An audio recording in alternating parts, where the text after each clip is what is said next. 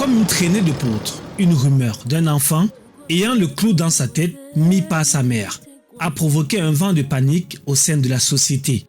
Peu avant cela, sur les réseaux sociaux, l'annonce d'une fausse attaque des microbes au quartier Cité des Palmiers à Douala a notamment ébranlé les autorités administratives, la population de la contrée et des localités environnantes.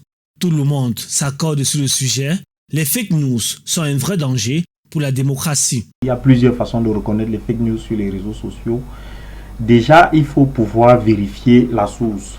On doit pouvoir retrouver les preuves de l'information qui est distillée. Dès que ça vous choque, dès que ça vous émeut, dès que ça vous scandalise, il faut vous méfier. Parce que ça veut dire qu'on est peut-être en train de vous manipuler. Les experts eux-mêmes admettent qu'ils ne parviennent pas toujours à démêler avec certitude s'il s'agit d'une information vraie ou fausse. En particulier lorsque les services secrets s'en mêlent, ce qui est souvent le cas en temps de guerre, la vérification devient presque impossible. L'objectif ici, c'est de nuire aux populations, de créer un climat de tension, de crainte, dans l'objectif principalement de faire peur. Cela arrange naturellement les camps selon les autres, compte tenu de la situation qu'ils veulent communiquer.